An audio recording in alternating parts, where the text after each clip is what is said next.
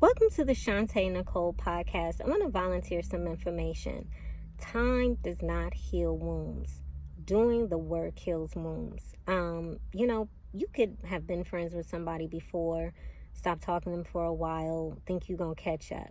If people don't do the inner work, if people are still not taking accountability, it's not going to work, right? All of your relationships matter, and all of your relationships are important.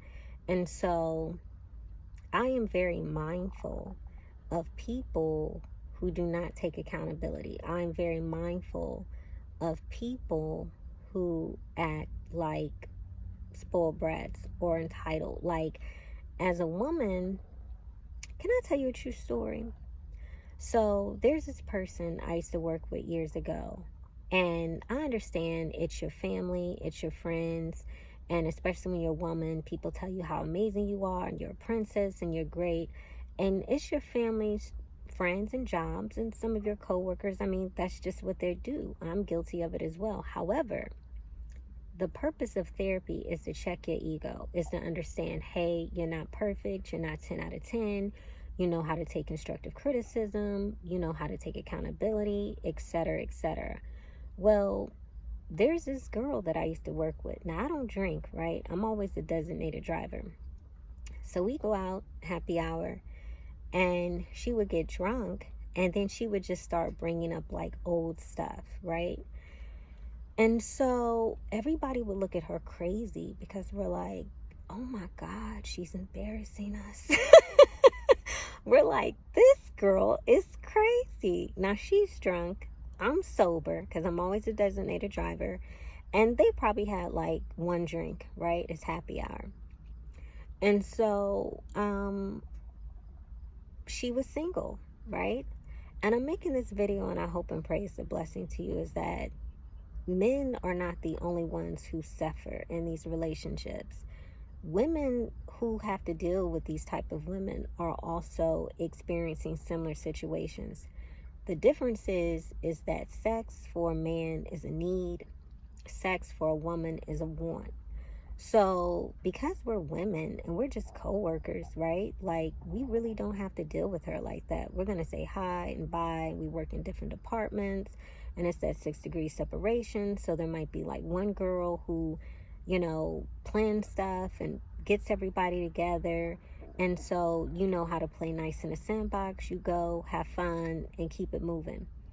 But a lot of women, unfortunately, are not graduating to like a title, a girlfriend, a fiance, a wife, or whatever, because it's just too much crazy. Like, if I'm a coworker and this is like somebody spazzing out in public and having flashbacks and everybody's just quiet, like, okay, when is this gonna stop? And is she gonna get help? Like, this is weird. You know what I mean? And people might have side conversations with this person, or they might just like be like, yeah, so-and-so was tripping. Like, what's that about? And then when they say they're single and they can't find anybody, and this was not an unattractive person, right? Like, this girl, she could attract, but she couldn't keep, right? And that's the blueprint. People always talk about attracting. Who cares about attracting anything if you can't maintain what you attracted? Can I tell you a true story? It's a little messy. So someone, whatever, had been praying for, like more of something. And so all of your relationships are important because you have to prepare yourself for whatever it is you ask God for, right? And so God blesses them, and they have been praying for this for a while. So it's like, God finally was like, okay, I'm going to answer your prayers. And then when they get it, they just kind of got big-headed about it and just kind of tossed it away as if they didn't need it, right? And then they found out that what they tossed away was exactly what they needed, which is why they prayed for it, because they couldn't maintain it on their own, because they tossed away the answered prayer. So I'm making this video, and I hope and pray it's a blessing to you. The reason to have a relationship with Jesus Christ is to stay humble, take accountability, to know that with Jesus you're everything. Without him you're nothing. Don't ever wait till you need him to need him, because it's important to strengthen up your prayer life. It's a muscle, right? It's like a person who works out can probably lift more weights than somebody who doesn't, can probably walk longer, can probably jog longer, right? Because they work out all the time, right? They've developed that muscle. They have that skill set. They are constantly working on it. It's the same thing with prayer. Every relationship requires communication. So whenever you talk to God, before I ask God for anything, I thank him for everything. And most importantly, I thank him for what he stopped. Sometimes we don't understand how good God is until we realize how good God is. Unfortunately, I sit on a pillow to see over the steering wheel. No judgment. I have long legs and a short body. Life be lifing.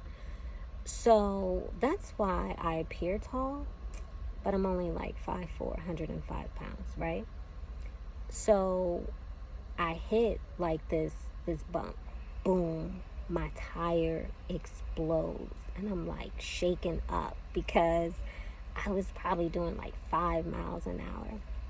So I put on my hazard lights and I'm driving on a rim, right? And I'm getting to a safe location. So I call AAA. AAA comes out, changes my tire. And you know what he tells me? He says, ma'am, your tire was bald. He said your tire was so bald, it was thread coming out. I immediately got on my knees and I thanked Jesus Christ. Not for what he does, but for who he is. I thank Jesus Christ for what he stopped, because even though I was shaken up and even though I was inconvenienced, I wanted to give him gratitude and not attitude. I hope and pray that this message has been a blessing to you, because God loves you. You matter to him. God bless you. Bye-bye.